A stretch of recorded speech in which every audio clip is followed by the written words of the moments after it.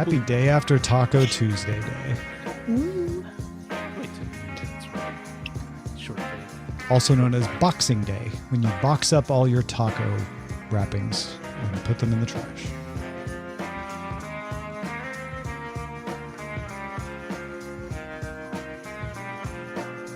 It's not really known as that, just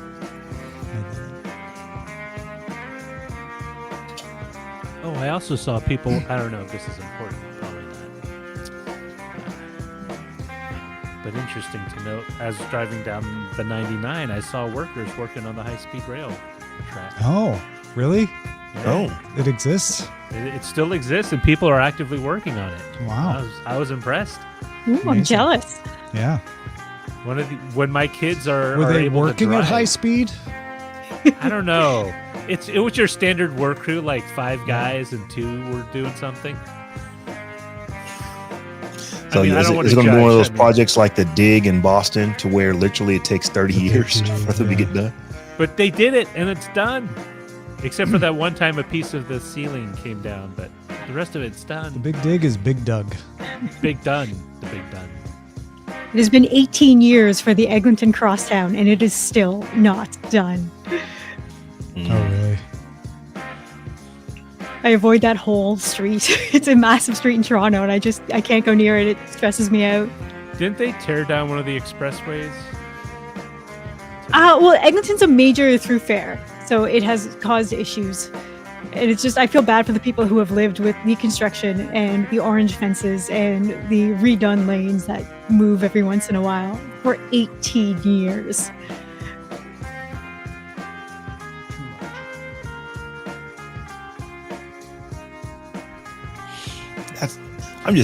If you live near to like just the sound of construction for that long, you almost probably miss it when it goes away. Not the construction, but just the sound of it, because you're so used to it. It probably feels weird when you wake up in the morning, you don't hear a jackhammer going Yeah, off. you just Oh, get accommodated to it. The they were working 427 on a- used to be my backyard, and I live next to Pearson Airport. And then when I moved away, Oh, I'm wow. like, oh, it's so quiet.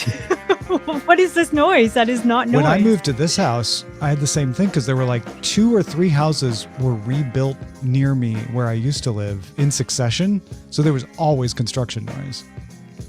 And I got here, I'm like, it's too quiet. Oh, I love it. Yeah, no, I love it too. I'm old. Like, keep quiet.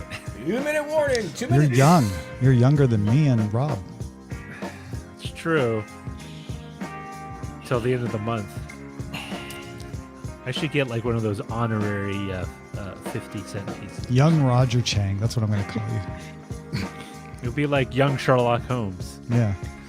Now, is honorary a mindset or an actual age? I don't know. I have to sign up for AARP so I can get my discounts. They are worth it. They are. They are worth it. You also have to resist the urge to get up and go hang out with Irma Jean and Newton down at the Sizzler at 5:30 a.m. in the mornings. Or do you? Man, I have not been in the Sizzler in over 12 years. 13. Wait, Sizzler still exists? Yeah, we have yeah. one. Oh my not God. too far from here. Hey, if you just want steak and you're not too picky about it, Sizzler's not the bad choice. They cook it. 1 minute. It's warm when it comes to your table. Yep. You get that salad bar.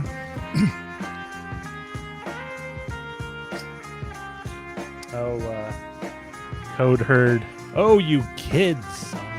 Us kids.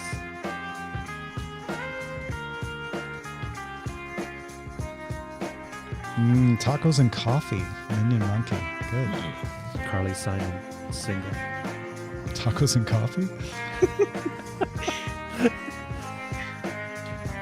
Ooh, that's what 30 seconds. I bet you think this song is delicious. Don't you?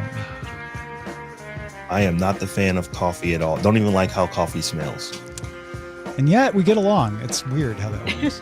It's because you're physically apart. Yeah, maybe. Zoe likes Sarah, and Sarah 10 doesn't like bacon. So we can bridge these divisive Have topics. a good show, everybody.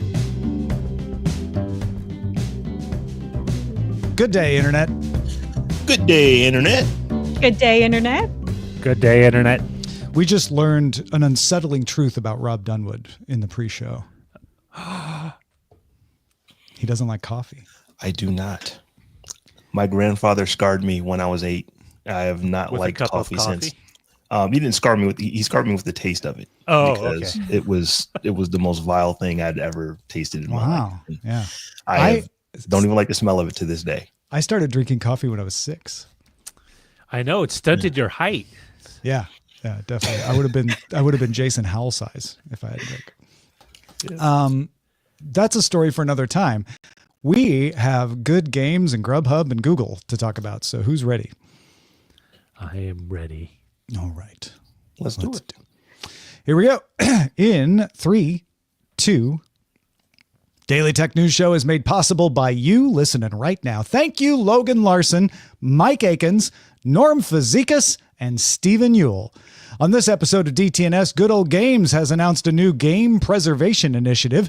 Grubhub might provide the basis for a food super app, and Google is pausing some local news search in Europe. But how will they find out they paused it? This is the Daily Tech News for Wednesday, the 13th of November, 2024. From, I took your, this was supposed to be you, Rob. Yeah, well, go ahead, man. You're doing it. In Los Angeles, I'm Tom Merritt. I'm just used to doing it first. So. From Columbus, Ohio, I'm Robb Dunewood. From the GTA, I'm Jenn Cutter. And I'm the show's producer, Roger Chang. I was like, wait, I'm not in Columbus, Ohio. What's that about? I wanted to see if you were going to read it or if you were going to catch it. Yep.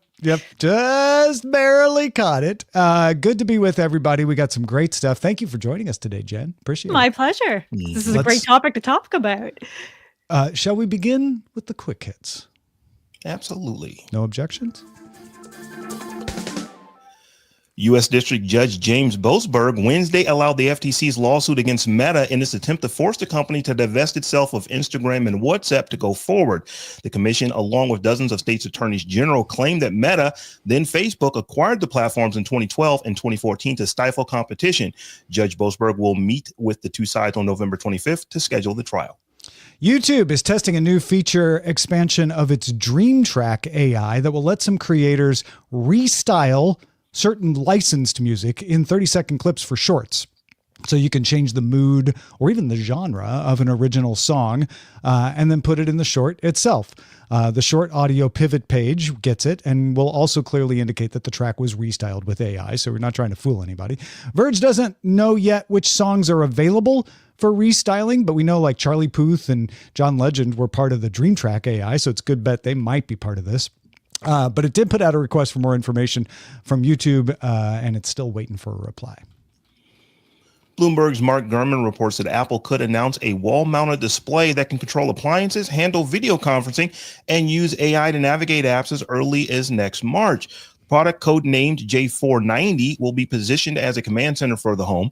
The device has roughly a 6-inch screen and looks like a square iPad, has a camera, and a touch interface that resembles Watch OS. The device will compete with Google's Nest Hub and Amazon's Echo smart displays and will tap into Apple's HomeKit, allowing it to control third-party thermostats, lights, lock, security camera sensors, sprinklers, and stuff like that. AMD announced it's laying off 4% of its workforce. That's about 1,000 employees. AMD is the second biggest producer of GPUs behind NVIDIA, and the reduction in force is an attempt to bring down costs and be able to get a stronger foothold in the growing AI chip space, which is dominated by NVIDIA. In a statement, an AMD spokesperson said, as part of our aligning our resources with our largest growth opportunities, we are taking a number of targeted steps that will unfortunately result in reducing our global workforce by approximately 4%. I'm sure that made everybody feel better. The information sources say Meta will start running ads on Threads. We knew that was coming on that social network early next year, with the first ones probably arriving in January. The company will start with a small number and then slowly expand. Threads has 275 million monthly users and has been averaging 1 million new signups per day. Meanwhile, Blue Sky just crossed the 15 million subscriber mark, adding 1 million new users just in the last week. Blue Sky COO Rose Wang recently told The Verge that the majority of new users flocking to the platform have been from the U.S. The Blue Sky app is currently the #1 app in the iOS App Store, followed by Threads, ChatGPT, and the Google app. GOG, GOG, used to be called Good Old Games when it launched 12 years ago, is bringing back that moniker. It announced a new game preservation initiative, which it calls the GOG Preservation Program. Program will start with 100 DRM-free games with tech support and ongoing development to ensure future compatibility. Those games you can find in the store because they have a badge that says Good Old Game, preserved by GOG, stamped right on it. And there's some titles that we know. First, we have Heroes, Might and Magic 3, Complete, Fallout New Vegas, System Shock 2, Myst, Masterpiece Edition, Blood Omen Legacy of Kain, and Diablo plus Hellfire.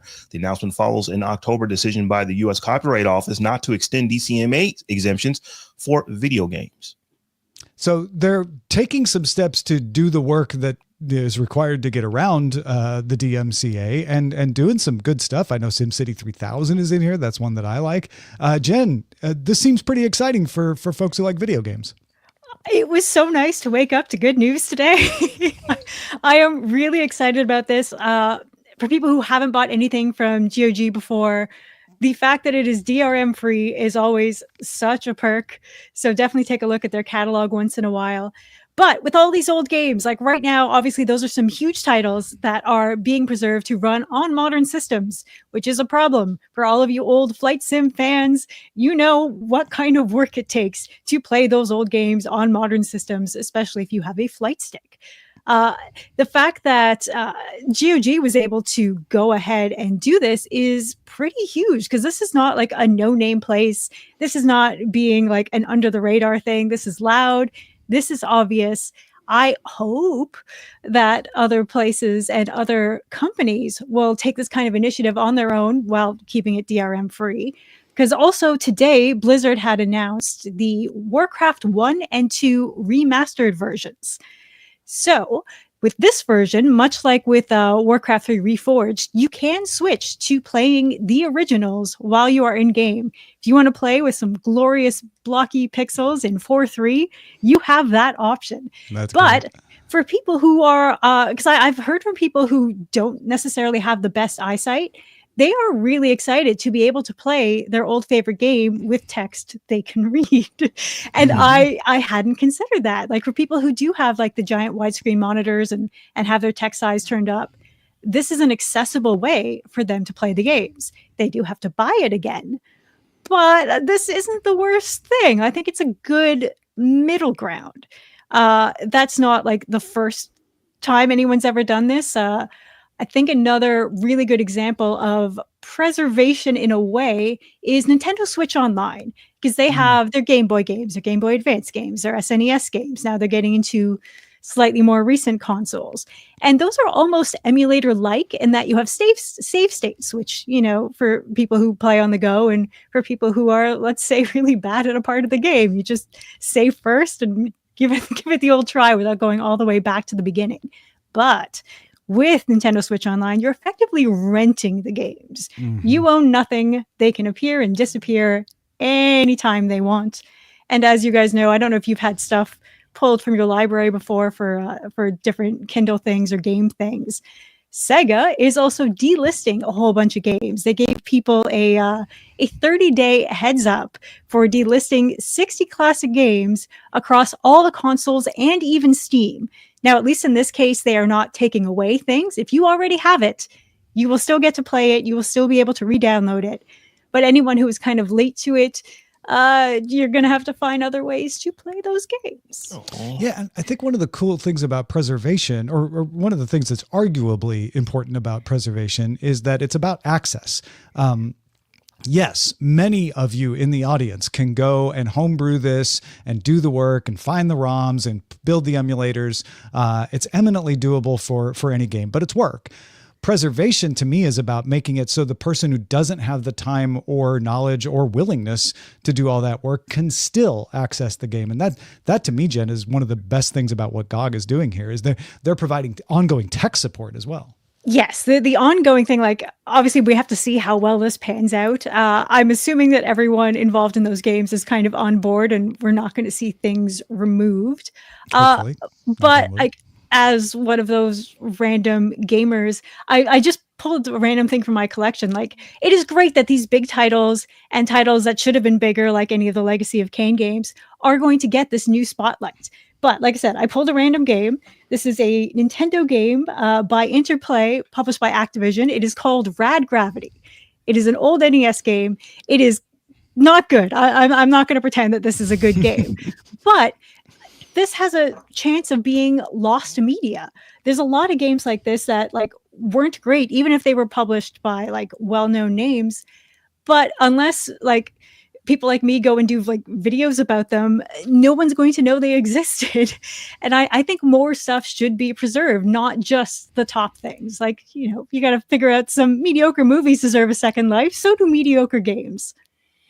It seems like copyright law just isn't caught up to the technology of what a game is. And I understand why developers are saying, no, we don't want libraries to be able to get the stuff and start lending it out. I get that, because they always think we can go back 72 years later and still make money if we re-release stuff. So I understand that.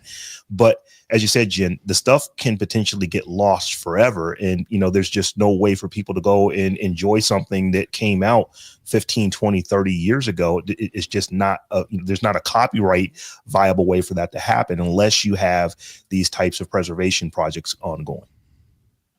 Yeah. Yeah. And it sounds like what GOG is doing here is doing the work of reaching out to the companies and saying, can we please make your game available? Can we please do this? Because it's not, this isn't like downloading ROMs off of, some other website thing. This is all above board. Yeah. So good stuff there. Another interesting article that caught my eye today that is probably not big news today, but I think may point the way towards the future of food delivery. One of the things with food delivery apps, they exploded in 2020 when so many people were staying home. And then like so many things that exploded in 2020, the market started to get smaller when people started going back out into the world again. So a lot of people have seen this as an unprofitable aspect of things. Maybe somebody like an Uber can make it work because there's an efficiency with its driver network already. But we are seeing a lot of consolidation. I think there may be a future pointed out by this particular bit of consolidation that's happening today. Just Eat Takeaway is a company in the Netherlands which owns Grubhub, which is mainly operating in the United States for food delivery. They have agreed to sell Grubhub to Wonder. Now, if you know Wonder, you probably know them because they own Blue Apron, which is a meal kit system that advertises everywhere. It's one of the meal kits that people think of when they think of meal kits, right? You get all of the ingredients shipped to you in a box, and then the instructions, and you make a fresh meal. But they also offer a service under the Wonder name that brings together 30 restaurants into one food hall from around the world, or around the country, actually, not around the world, around the United States. But if you're in the New York area, there's 28 locations that you can deliver from. So you have to be near one of these. But if you are, there are Bobby Flay restaurants, Michael Simon restaurants, a Detroit pizza restaurant, a famous Atlanta barbecue place, all franchising their meals out to this food hall. So it's as if they opened a new location somewhere, but this is a dark kitchen. You can do pickup, but you can't eat in. There's no dining hall. And if you're within the delivery area, you can order meals from multiple restaurants. Like you can order one meal from Bobby Flay's restaurant, one meal from Michael Simon's restaurant, and they'll all be delivered to you in less than 30 minutes. That's the guarantee. Now, this is only in the northeastern U.S., so what Wonder gets by buying Grubhub will be nationwide presence. They get to deliver from regular restaurants, not just their own food halls, but they can integrate the food hall into the Grubhub app, which they're going to do. And they say they want to create a super app because Grubhub does grocery delivery too. So you can deliver from restaurants, groceries, the food hall, which brings food from around the country, as well as Blue Apron, all in one app. I mean, Robb, I don't know about you, but to me, this seems like a good bet to become something, or at least something to keep an eye on as the next step in the food delivery evolution. The food hall aspect of this is kind of exciting, actually, because one of the things I like to do is, like, oftentimes we'll be with a group of folks, we're going to see a comedy show or something like that, and you don't necessarily want to everybody go get the exact same dinner, and then you're going to go sit down someplace else who's going to potentially bring you appetizers and drinks while you're watching a comedy show. But there's a comedy club, and right across the street from it, there's this big giant food court type, type place, and you can literally get whatever you want in there. And you can even order from it, and they'll bring it over to you at the comedy club, which is kind of awesome. I'm looking at this as that just on steroids. Or no, they'll actually put it in a car and drive it to your place of residence or wherever it is that you are, if it's within their delivery radius. So I think that's a really cool idea. Because there's a lot of places that have, the kitchens, like I'm thinking of breakfast spots. They only run until maybe 1 o'clock in the afternoon. Then they shut down. There's a whole kitchen there that could be used to do other stuff that could potentially, work itself into this delivery. So I like this idea. I honestly never really think about Grubhub that often, but today I'm thinking about Grubhub. Yeah. Jen, I know Grubhub doesn't operate in Canada. What do you guys use up there? We have this thing called Skip the Dishes, which used to operate in the U.S. and then Grubhub kind of bought their U.S. locations when Skip bailed. So we have Skip, and I would love if they copied this, especially if they brought like some of the U.S. stuff. Like, I haven't traveled a lot recently, and I missed some places in Chicago, in Detroit, in New York that I would love to have again. So I'm kind of hoping they decide to not hog this and franchise it a little. Yeah, I think this is pointing where these apps are going. I don't know if people realize that Instacart has Uber Eats in it. They're not the same company, but they're partnered up. So you can get your groceries delivered through Instacart, but also get Uber Eats stuff delivered through the Instacart app. And Uber Eats does grocery delivery. Putting the meal kits into this is a logical step of like, how do you want your meal? Do you want to cook it yourself? Do you want it cooked for you? Do you just want the groceries? I think we're going to see a lot of these different services around the world, not just in the United States, start to say, we're not just delivering from a restaurant. We're not just letting you order from somewhere and go pick it up. We're providing multiple ways. The way the transportation apps have done that. Yeah, I don't know if you've opened a transportation app lately, but Uber lets you rent a car and get a scooter and a bicycle and all kinds of things. Seems cool. Yeah. Well, if you have thoughts about what you would like us to order you on Grubhub, put your order in on our Discord, which you can join by linking to a Patreon account at patreon.com/DTNS. So, folks, Google is running a test in the European Union that will remove EU news articles from search results, Google News, and the Discover for 1% of users in Belgium, Croatia, Denmark, France, Greece, Italy, the Netherlands, Poland, and Spain. The test is supposed to determine the impact on traffic and the overall search experience. The test is time limited, and Google says it will resume showing results from EU news publishers once the test ends. But this test almost feels like a warning. Google wants publishers to see just how much traffic they'd miss out without Google. And the company wants to aim, its aim is to actually find out, do users actually care about news in the first place? So this is a ongoing saga with Google. Google ultimately, back in the day, they used to aggregate news, and you would click on, you would go to their search and you would search for it. You get a link and you click and you would go to the news site. They've changed that over the years. So we're now, a lot of what the news that you wanted to see, you don't have to go to the site. It's right there on Google's page. So all of these news organizations are losing out on that traffic. So they're saying, well, and not just these news organizations, but the governments where these news organizations exist is saying that, well, Google, you need to pay us because you are taking our traffic and we're not getting it. We're not able to monetize it because you're monetizing it. And Google is like, I don't know that we really want to pay you for that. So this test is twofold. They want to show the European Union basically said, Google, you need to give us some numbers. You need to give us some metrics, do some testing. So Google said, okay, we're going to shut this stuff off. 1% doesn't sound like a lot, but it's a lot when you're talking about the number one place that basically 96% of Earth searches for when they're looking for something. So Google they're doing the test like they've been asked to do, but they're also testing for their own purposes. They want to see, can we actually get away with not having to pay these companies because the users just don't care if we don't serve up local news. It is an interesting experiment. They've done this other places. Some place they've caved, some place they haven't. But we talked about this on yesterday's show. The European Union is a ginormous market, 450 million people. So yeah, they're not testing it across 450 million. Yeah, that's a lot. It's a lot of folks. So this test is going to make some people potentially rethink some things or think some things they weren't thinking before.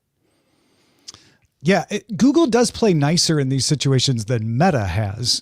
Meta often just shuts down. And in fact, Jenn, right, in Canada, they took news away from Facebook and they haven't put it back yet, right? Yeah, Google ended up making a deal with the Canadian government, and Meta said no. Now, some news organizations, especially smaller ones, have found kind of ways to post around that, but bigger places like Toronto Star, Globe and Mail, National Post, they're fine.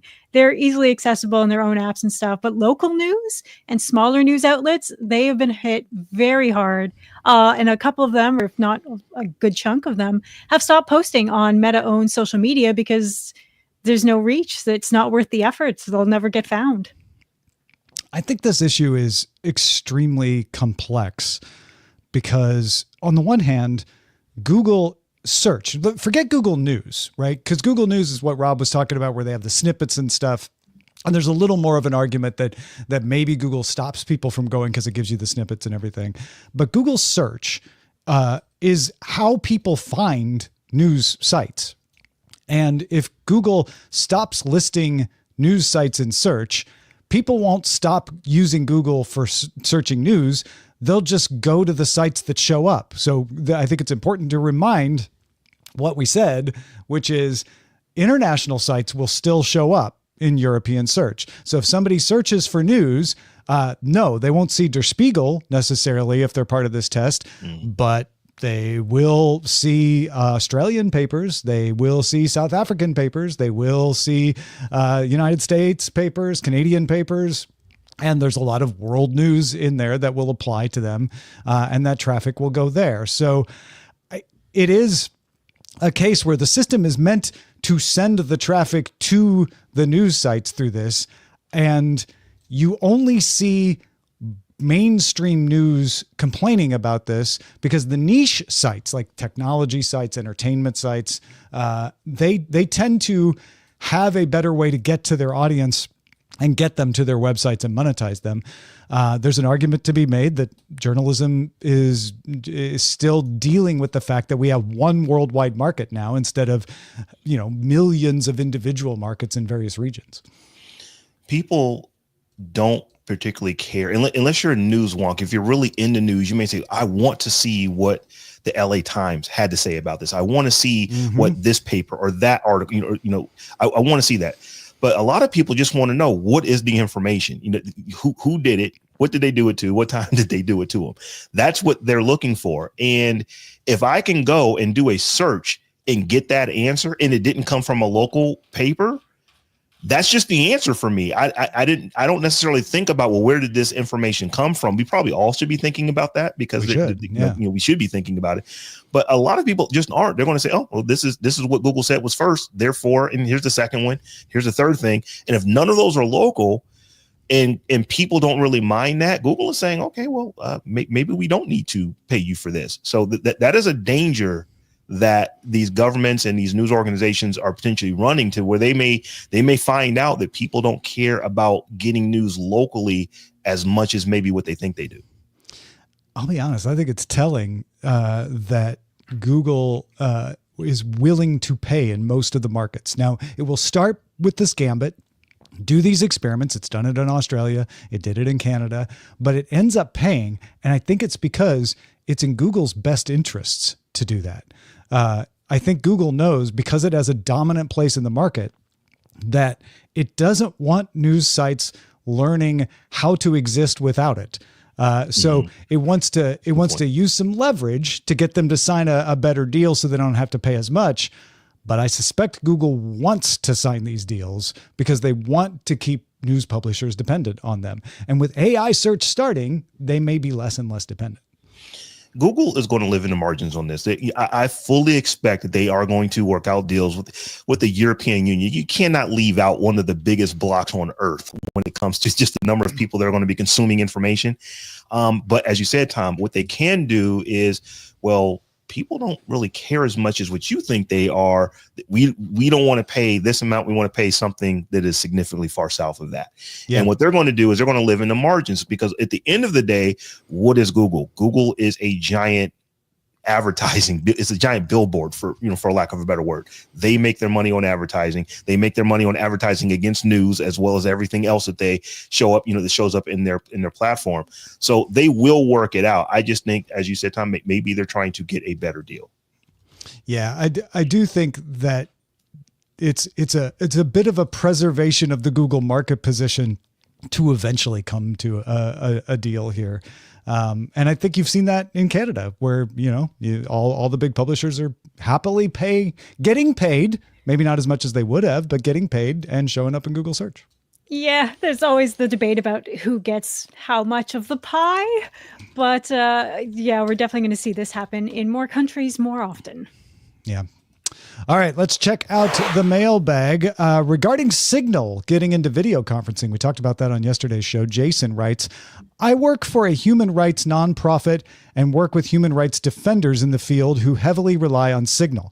Even with those users, we have to use Zoom or Meet because Signal couldn't accommodate us. I think that the move is to upsell users who never wanted to go off platform but needed to. There is an audience for it. We didn't consider this sector yesterday. I appreciate you writing in, Jason. Yeah, it's actually a good point. We almost got to that point, making it there is a reason for people to do it, but this is definitely one that we didn't think about. And then Clinton wrote on Patreon, because I was talking about my VPN issues yesterday, especially on GDI.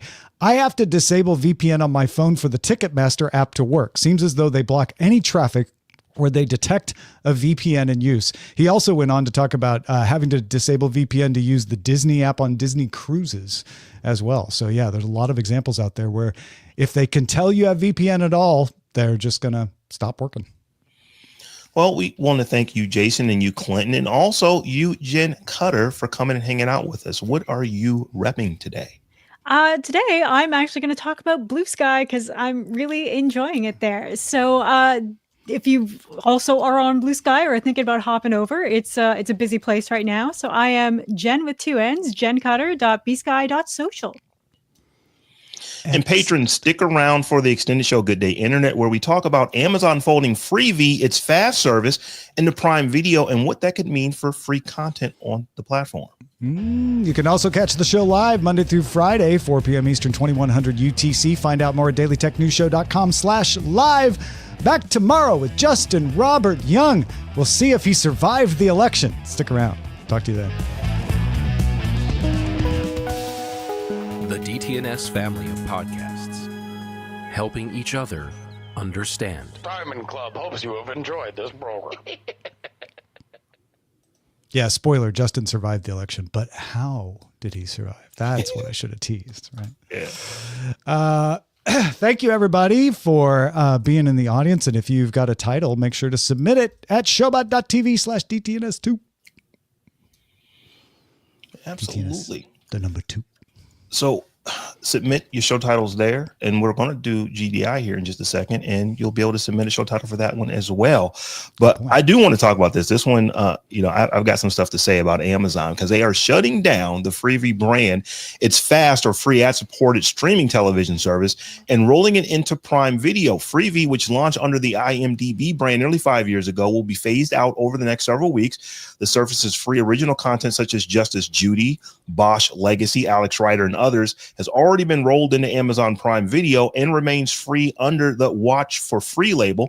An Amazon spokesperson said the phase out of Freevee branding is to, quote, deliver a simpler viewing experience for customers, and a vast offering of free streaming content will still be accessible for non-Prime members. So as I was thinking about this, and I've been thinking about Prime is out to get me because I am a serial unsubscriber. Serial churner, I think is the word that I've been given. I will cancel a streaming service in a minute.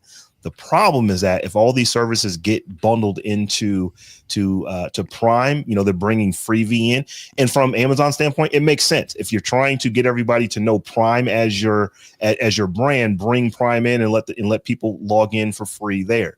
That's part of it. The other part is that they don't just do things with Freevee. They do things with MGM. They do things with Stars. They do things with HBO. They do things with all these other things. So if I sign up personally to all of these things in Prime, I can't cancel as easily when there's something that I'm not watching. And it's like Prime is saying, we got you, Rob. We figured you out. So I wanted to get your take on this, Tom. I know you talk a lot about streaming services, so I wanted to hear what your thoughts are on this. Yeah. So, and a lot of people don't realize Amazon owns IMDb. This was the original IMDb streaming service. It was called FreeDive, IMDb FreeDive, and then IMDb TV, and then they made it Freevee. And all of this content was moved into Prime Video a while ago. So if you've ever, like, Prime Video now has ads on everything, but before, if you paid for Prime Video, you didn't get ads. And every once in a while, you'd start maybe a show and go, wait, why are there ads? It was because it was a Freevee show that had been moved into Prime Video, and those still had the ads because you were essentially watching Freevee. So what they've done is said, we're just going to stop operating a separate service. We're not going to have a Freevee app. We're not going to have a Freevee site anymore. All that stuff's already in Prime Video. And we want to keep Robb glued in here. We want to suggest that maybe he subscribed to Stars and MGM Plus. So we would rather he watch the free stuff in the Prime app rather than on Freevee. So that all makes sense to me. And actually, it's arguably a better consumer experience to have one place rather than multiple places. It's easier to remember stuff. But you caught, Robb, the interesting thing, which is on Freevee, they'll try to make you log in. But if you don't want to, you can press skip and you can watch all the Freevee stuff. That's true of most fast services. You don't have to log in. They're just going to play you ads. But right now, and maybe this will change, but right now, if you go to Prime Video, I did it on my Pixel. I did it on the website. You have to have an Amazon account. You don't have to pay, but you have to sign in with your Amazon account. That was like, so Amazon is going to be getting all kind of metrics from everybody who uses their free stuff. Now, in a way, I can't be mad at that. They're providing you content for free. If you have to give them, create an account that you're not paying for just so that we can tailor your experience to you, I get what they're doing there. But it is, as you said, Tom, it's markedly different than just having Freevee on my Chromecast and just being able to click skip and go and watch whatever I want. They make, like it could change, but right now I did the test. You have to create an account. So I had to go create basically a burner account to get in to use this. Now I'm not going to do that. I do have a Prime account, so I will normally log in and it'll be fine. They are keeping all of the free stuff free. So that, if people who are concerned about that, because there was some really good content. Bosch Legacy. Bosch was a great show. Bosch Legacy is almost as good as the original series was. Alex Rider. I have watched both seasons of that. It's pretty good. My wife likes Justice Judy. So there's content on there that people really are interested in, and they're going to keep that free. So that's at least for now. And I would imagine going forward, there's no indication that they're going to make that not be free. They're saying that it will be free. Yeah. So that's a part of this as well. Yeah. Whenever a company says, we're making things simpler, I'm like, for who? You're making things simpler for you, but not necessarily for everyone who is watching. This is definitely making it simpler in the sense that you don't have to keep track of 2 apps, and people are like, there's too many services. So it is doing something simpler for the consumer. It is also making it much simpler for them to sell advertising. Yeah. And this is first party advertising. So let's be fair. This is not necessarily them doing third party advertising tracking. They could do that. But what I'm talking about is if they're making you log in with an Amazon account to watch this stuff, then they know, this account watches this stuff. And if you go do shopping on Amazon, they know, you watched Bosch Legacy. You might be more likely to like these kinds of items. Let's show you those. And because Amazon is becoming a big advertising company more and more, be able to show you ads within Amazon retail, as well as ads on Freevee, on the Freevee content that it's showing you that are more relevant to you from first party aspect, not even from a third party aspect. Now, there are some benefits to this for the end user as well, because one of the things when you have 5011 apps on your device, you got 5011 places that you need to go search to find out what's coming on, which you can watch, and this and that and the other. I would imagine that if they don't already, that there will be a unified search across just being in Prime Video to where you can watch any content. You find out as long as it's in their ecosystem, you can find it. So that's why people got surprised by ads at some point. They were like, wait, I just searched in Prime Video, found a show, and it's got oh, it's a freebie show. Yeah. So that's definitely the way it works. Yeah, so, I hate to give credit to ad companies, but like we don't have Freevee up here. It's only available in other countries, but we do have Prime with ads. And the ads aren't horrible. Like, I don't mind waiting 15 seconds. I know that's not going to last, but I don't mind a 15-second ad that, again, up here so far is mostly for other Amazon shows and occasionally a car. Yeah. But they have the hockey up here, which I don't know if you guys get, the Monday Night Hockey. The commercial breaks on Amazon. Yeah. They took over Monday Night Hockey from We have Monday Night Hockey, I think, through ESPN Plus down here. Okay, so you probably get Ray Ferraro instead of our guys. Maybe, yeah. But, I think that might be right. But yeah, like the ad breaks are such a huge difference from the standard Canadian television experience, which are currently all sports gambling ads, which Amazon has none of, and it's kind of refreshing. So I'd love to see how long that lasts. Yeah, I have not upgraded to the ad-free version of Prime Video since they added ads for the same reason. Like, they don't usually have too many ad breaks, and the ads don't last very long. As soon as that changes, they may drive me to pay or stop watching. Also, the ads aren't horrible.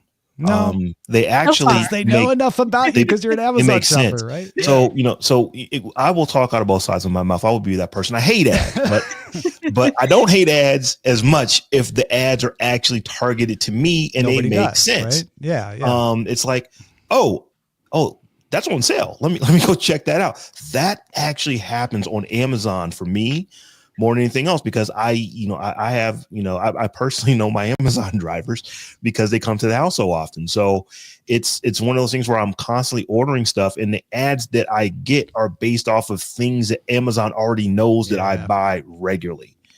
And so I will complain about having an ad experience, but I will complain more about having an ad experience that doesn't make sense for me.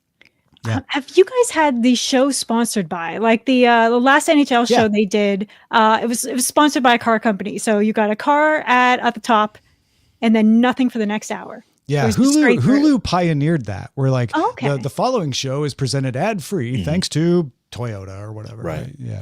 I love that model. I'd love to see more of that. Oh, sorry. Ken Worf says Peacock could take a lesson from Amazon.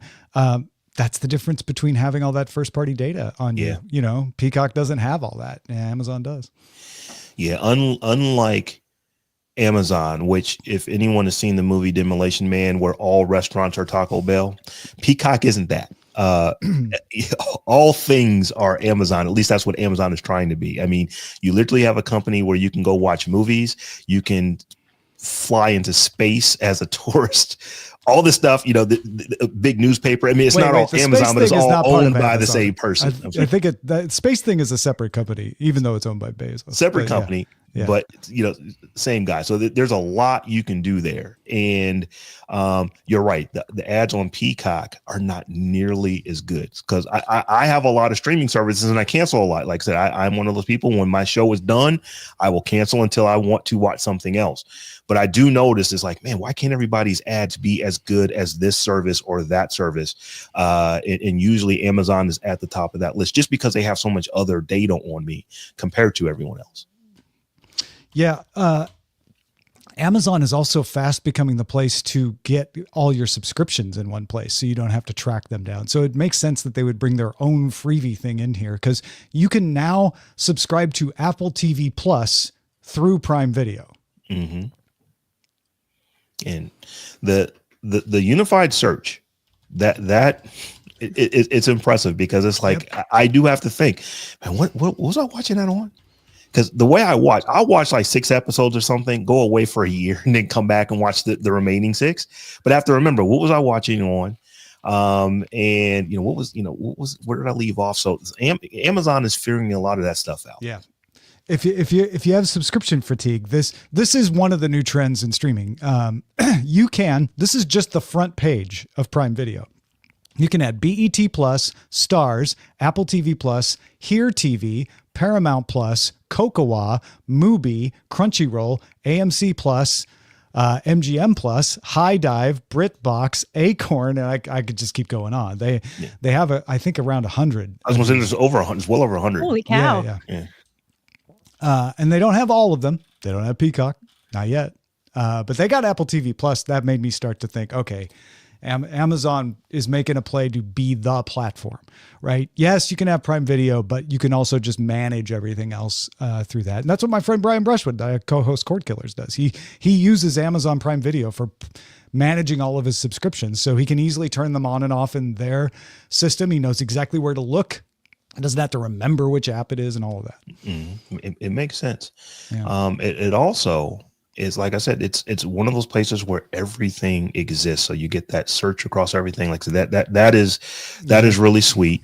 And the other part of this is that from a Amazon standpoint, you probably will be less likely to go in and be a serial churner in that platform, to where it be like, if I'm not watching on MGM Plus and I have that app installed on my phone, I'm not watching anything else. Let me turn this off.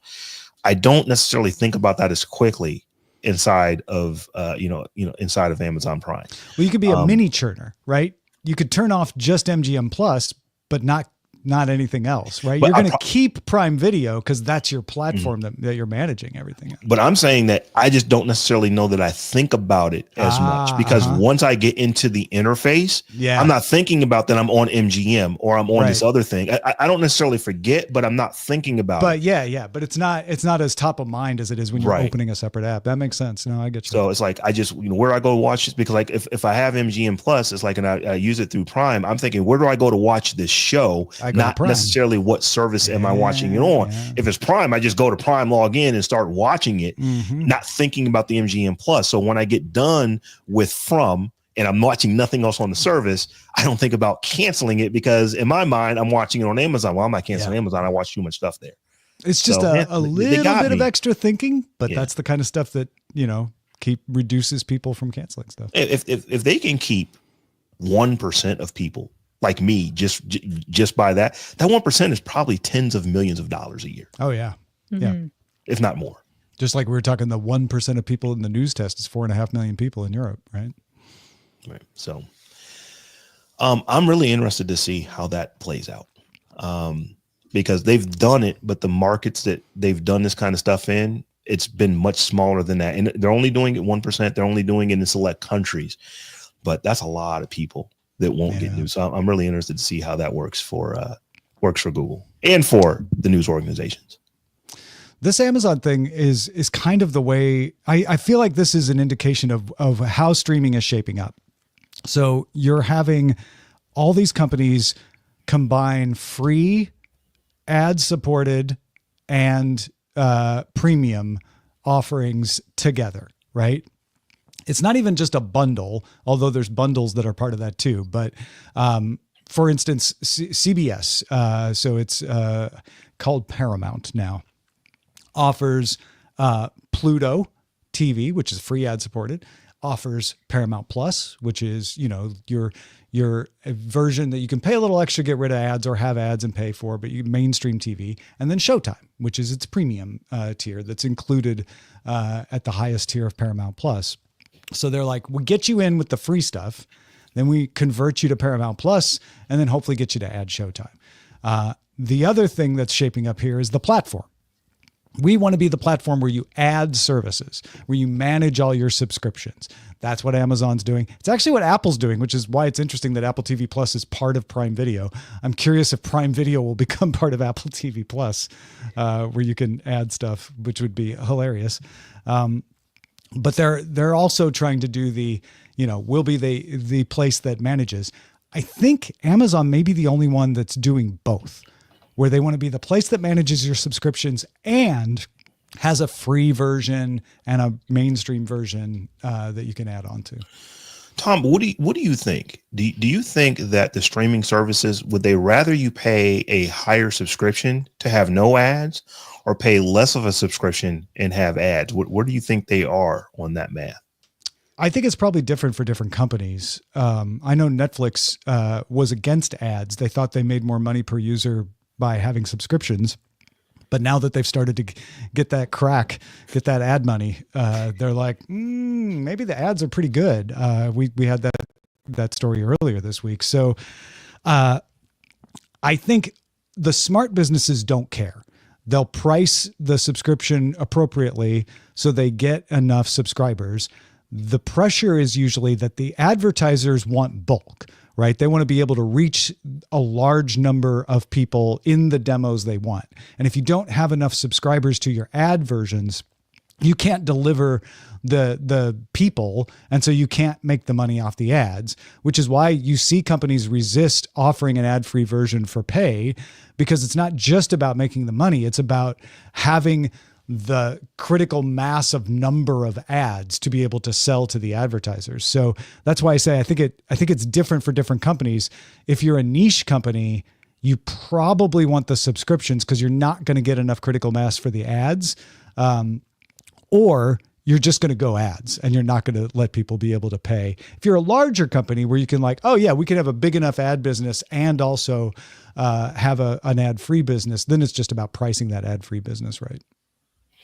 Because I was just kind of wondering. I wonder if, Amazon is ginormous and they're doing this, but would you see other companies bring their ad-free stuff into their larger offering? Yeah. And just kind of say, well, you're already getting ads here. When we now add more ads in the stuff that you're paying for, you may not notice as much Jedi mind trick. So yeah, right. I'm just kind of wondering if that's going to be the way that you'll see other companies ever do do. a free ad-supported version, right? Their ad-supported version is only for pay. Mm-hmm.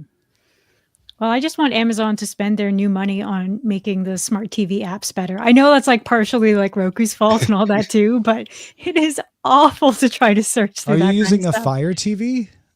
No, it is there's a your problem. Roku smart TV that I got from a friend of mine. There's an easy fix. Buy Amazon's own product and then it'll work great. Yeah. Oh, that sorts it, does it? Yeah, I think so. That's what I've heard. Just plug it into one of those free HDMI, and Amazon will really appreciate that because you gave them more money. Yeah. I actually use Prime Video on the Apple TV and it's not bad. So I think Roku has some issues with multiple apps these days. Cause I pop over to Roku from time to time and it just doesn't work as nicely as it used to. Yeah. For me. The Disney app on Roku works well. They actually have TV Ontario, which I know absolutely nobody watching this has. The There's TV some Ontario people in app Ontario in our audience, I bet. and the CBC Gem app is actually really good. It works better on Roku than it does in a browser for no good reason. So I know it's not necessarily So it's the TV's possible, fault. right? It's possible to be better. Now also CBC and TVO it's a much smaller content pool, easier to sort through. Yeah. It depends on what the app is doing and how much developer resources you have and all of that, right? Yeah, what do you use for watching your TV, Rob? All of my TVs are Samsung television, so they have Android TV or in the Samsung TV skin over top of that. But I usually have, I think on all but one television, I have a Chromecast plugged into it. So I am completely into the Google ecosystem. And one of the reasons I have that Chromecast is just because it's so easy to, from my phone, to sling whatever I want to watch directly to whatever television I'm in front of. Yeah. So that works for me. I'm not saying that the Chromecast is the best interface. I'm probably soon to pick up the new one that is no longer the Chromecast. It is the little, it's more like a Apple TV. Where it's a desktop, little round, little pill looking thing that sits on your desktop. So I'll probably be getting one of those for the holidays. Google Stream, is that what it's called? Something like that. But Google I'll TV streamer. Yeah. But yeah, I'll pick one of those up for over the holidays. But Google, just because I am an Android person and it's so easy to just sling whatever content from my phone to whatever television I'm in front of in my house. We were doing that in hotels on our trip, where you could just cast to the Samsung TV, from your phone. Yeah. And even if I can't, I take a Chromecast with me. I just have a Chromecast in my laptop bag because I mean, it's just an older one. But they still work. And as long as there's free HDMI port on the television, I always travel with a, itty bitty travel router. So it's fairly easy to get the Chromecast on whatever television and just sling whatever I want to watch instead of having to, even though the systems kind of make it easy now. If it's just an TV, you can automatically do it. They have it where you can just use a QR code and figure out your Netflix account and this, that, and the other. Yeah. But like if there's an open HDMI port, I just plug a Chromecast into it. I'm already going to have my travel router set up. So it's just, I don't have to change anything. I just plug it in. It's just, it's literally take it out, plug it in, turn the TV on and start watching whenever I want to watch. I think I talked about this on Cord Killers, not any of the DTNS shows, but the Moxie Hotel, which is a Marriott hotel that we stayed in, put the HDMI port in the desk. Oh, that's cool. And then ran a connector to the TV so that you could easily plug your HDMI stuff into it, which I thought was incredibly nice. Usually I'm like cutting my hand, like fishing around behind the TV trying to find the port. Yeah, I've actually I was just in a hotel back last month actually, and the HDMI port was actually on the front of the television. Oh, that's nice. So that was now I have to think about it. Was it the actual TV or was it the housing that the TV was sitting in? It could. I have to think about that. It may have not been the HDMI port on the TV. It might have been the TV was sitting in like a holder, and the holder had an HDMI and the holder port. Had the port, but it was just right on the front of the television. I'm like BioCow. I travel with a 25-foot HDMI cable. And then I just plug it into my laptop or the phone through it with an adapter. Cause casting, we do the casting, but not everything works with casting. I think there was some video that Eileen wanted to watch off of X, and you couldn't cast it. So we just plugged in the HDMI into her phone and then we could watch it. I've done that as well. But yeah, I'm not carrying the cable. Oh, it doesn't take up that much room. Just stick it in there. Yeah, the little dongle is like the size of a box. Yeah, no, it takes up a lot it's less pretty room, small. that's for sure. Yeah. And even the power cord, I don't take the power cord that came with it. I always have, a USB, something that is going to be powered. So, that was something. I need to write this up for one of my newsletters or something. But it used to be, I just had two things to deal with. A lightning port or a USB-A port, right?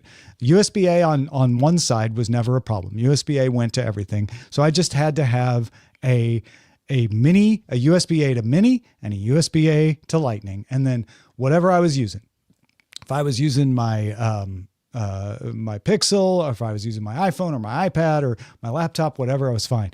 Now, because iPhone has switched to USB-C and my Pixel is USB-C, I don't deal with the mini anymore, but I still have things that are lightning, like my AirPods and stuff.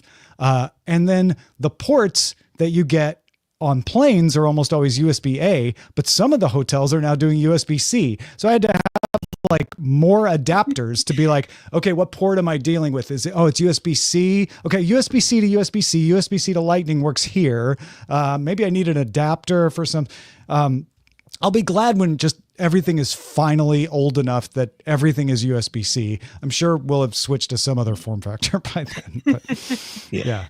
I don't have that issue with lightning. I have it with micro or mini, micro USB, because like I've got a pair of Bose headphones.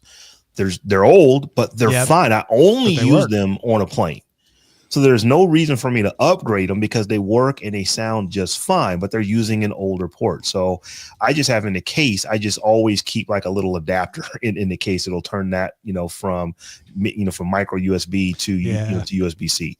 I also have a keychain that just has lightning port on it, USB-C port on it, and a micro and a mini. That's just all on the little keychain. So no matter, as long as I got my keys, I'm going to probably be okay. Go ahead, Jen. I was gonna say, I need you to post a picture of that later because that sounds like something I should grab. Oh, and you can probably guess where I got it from. Starts with an A. Temu? No, I'm just kidding. The last hotel we stayed in, we were, going through at the end when we were checking out, make sure we didn't leave anything. and I found a cable that was USB-C to USB-C, A, and Lightning at the end. And I was like, Eileen, is this yours? She's like, no, it's not mine. Apparently the hotel provided that. And we had no idea. Fancy. You'd imagine from a hotel, that's a question that, hey, I can't plug my phone in, or I can't do this. They get that so often, and they want people to come back. They don't want them to have a bad experience. So it's probably just an expense. You know, let's just go buy 200 of these cables so that we could not have to answer these questions. It was either the hotel or somebody just left it there. But I wish I had known it was there. We didn't notice it was there because it was hidden away in a drawer that we didn't open until the end. But I just wanted to upgrade the planes to USB-C. Oh, it's like, you know, I mean, it can cost you. It's a couple $100 million to get through your fleet of that. You know, I mean, Then I think, they're going to make my ticket cost more. So I'm okay with the adapter. The adapter's fine. It's just I used to have a system, and now I have to have a different system because I have different ports. And it feels like every time I get a system, I can only use it like a couple of times before the ports change and everything. So, yeah. It is interesting too that because we stayed in international hotels, one was a French chain and the other was a US chain, the power, we never had to use a power adapter because the power plugs were all that spider web pattern. That's like, you got a European plug, you got a US plug, you got an Australian plug, doesn't matter. We've got a way for you to plug all of them into here. And that's a really nice advantage that hotels have done. I almost wish like just everything was that plug design now, so you didn't have to think about it. Back in the before times, I traveled quite extensively. So I was on a plane. It was not uncommon for me to be in 2 different cities a week. So I was on a plane quite a bit.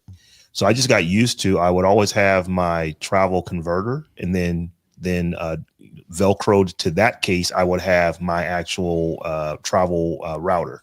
And it just always stayed in my bag. So no matter what city I'm in and what country I'm in, where are we at? Okay, just match the plug up to whatever they have, plug it in, and you're good. So that converter was also a surge protector. So I think I could plug like it had. Unfortunately, it was old, so they were all. I think I had 3 USB-A ports in it and 4 plugs. So that was generally enough to get me to everything. And those USB-C or USB-A ports were actually fast chargers too. So and I still use this thing. The thing is probably 7 or 8 years old at this point. It didn't look like this, did it?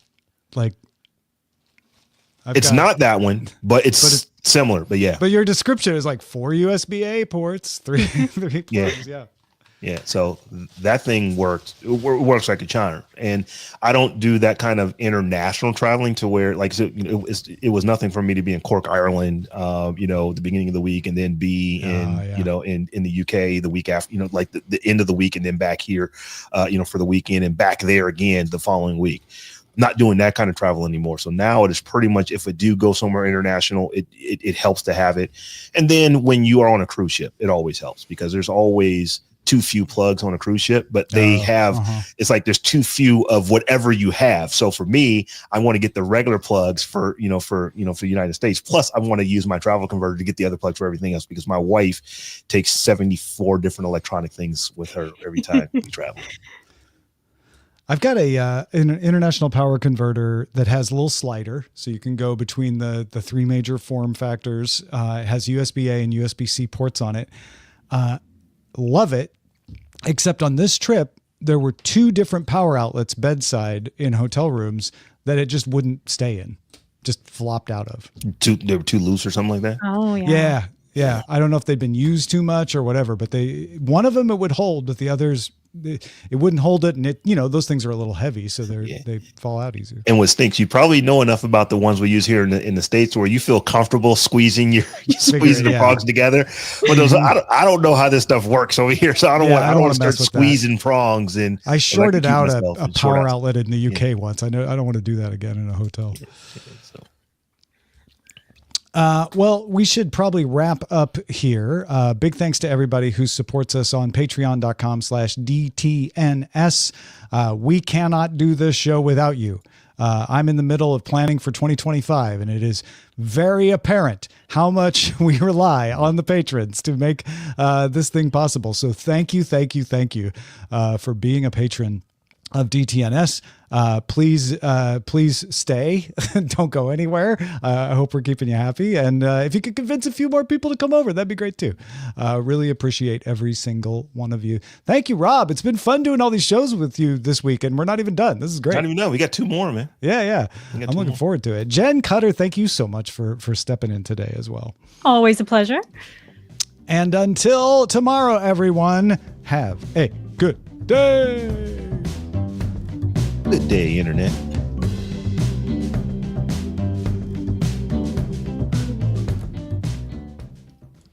All right, we are still live while we choose the titles.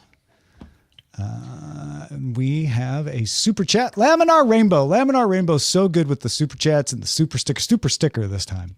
Thank you, Laminar Rainbow, for doing that. You're awesome. And over on Twitch, we got Zoe Brings Bacon with some bits. Scion of Time followed us 12 hours ago. Artificial Dreams with a Z followed us 20 hours ago. The Pack NW Fall Star resubscribed to Tier 1 for the 12th month. Thanks, everybody, for supporting us on Patreon. We're going to pick those show titles now. Showbot.tv/DTNS2. C-Spawn suggested Preservation is GOG's work. Because it literally is what GOG, the good old games. Yeah. That's excellent. Yeah. On the Did you have family used to say a similar phrase to that growing up? You're doing the Lord's work, doing God's work. GOG works in mysterious ways. I mean, who hasn't heard that? Saray suggested "Oh my GOG." Games for GOG's sake from Saray as well. News equals who, what, when, where, and why. Oh, yeah. And how. Well, that's good. Dick with a C. Nice job. Who doesn't like to skip the dishes, says GPEG, hence the name. Rob the coffee hater. Oh, come on. Hate's a strong word. Yeah. I do hate it, but that's not what I said. I said I dislike it. I said I cannot stand coffee. Clinton had Google, no news for EU. Get it, EU? You. The soup Nazi reference from Seinfeld. No soup for you. What'd you go with, Roger? I had to go with C-Spawn's. Preservation is GOG's work. That is a top tier title. Mm-hmm. Well done. C-Spawn. Yes. We got to pick a GDI title. Our top vote getters from Batfink 2001, Churner Classic Movies. Perfect.